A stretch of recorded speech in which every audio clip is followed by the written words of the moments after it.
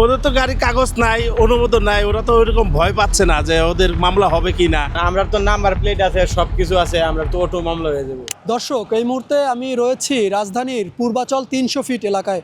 দর্শক দেখছেন আমার পেছনে ট্রাফিক সিগন্যাল লাইট রেড হয়েছে এবং যে যানবাহনগুলো রয়েছে গাড়ি এবং অন্যান্য যে যানবাহন যেগুলো রেজিস্ট্রেড সেগুলো দাঁড়িয়ে যাচ্ছে মুহূর্তে। কিন্তু এই সড়কের যে ব্যাটারি চালিত অটোরিকশাগুলো রয়েছে সেগুলো কিন্তু অনাহাসে চলছে।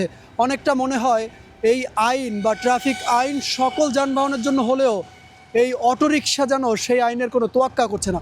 শুধু যে ট্রাফিক সিগন্যাল অমান্য করছে তা কিন্তু না, একই সাথে তারা কিন্তু উল্টো পথেও ঢুকছে এই সিগন্যাল থেকে। আমরা তো নাম্বার প্লেট আছে, সব কিছু আছে, আমরা তো অটো মামলা হয়ে যাবো। রিস্কার তো আর কোনো কিছুই নেই, ওর তো কোনো ডকুমেন্ট নেই। এটা আইনগত যেটা হচ্ছে, যদি ওরকম সরকার করে তাহলে ওরা নিয়ন্ত্রণে চলে আসবে। ওদের তো গাড়ি কাগজ নাই, অনুমোদন নাই, ওরা তো ওইরকম ভয় পাচ্ছে না যে ওদের মামলা হবে কি না, এই কারণে ওরা দাঁড়াচ্ছে না। আর আমাদের তো লাইসেন্স আছে, গাড়ি কাগজপত্র আছে, আমাদেরকে ভয় আছে মামলা হতে পারে, এই কারণে আমরা দাঁড়াচ্ছি। এই রিক্সাগুলো দুর্ঘটনা, তাদের কোনো প্রশিক্ষণ নাই, জ্ঞান নাই যে একটা রাস্তায় কীভাবে গাড়ি চালাতে হবে, তারা কিছু জানে না। রাস্তায় কতটুকু স্পিডে গাড়িটা চালালে নিরাপদে চালানো যাবে সেটাও সে জানে না, যার কারণে তারা দুর্ঘটনার প্রধান কারণ এবং তারা দুর্ঘটনা তৈরি করে। এটা যদি সরকার পদক্ষেপ না নেয় তাহলে এই দুর্ঘটনা আরও অনেক বড় কিছু হতে পারে। এমনিতে প্রতিদিন অহরহ হচ্ছে, এটা আরও বড় কিছু হতেও পারে। এক লাইটেই নিশ্চিন্তে চলে দিনের পর দিন। Walton emergency bulb, the best emergency bulb.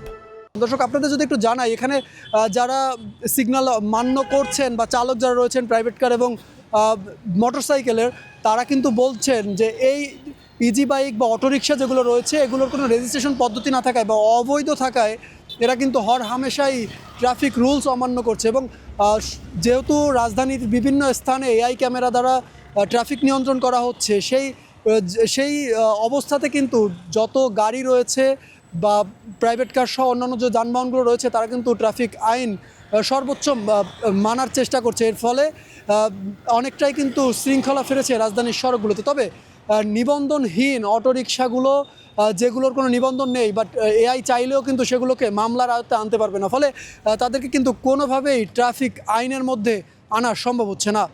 Shakib Howlader, RTV, Dhaka.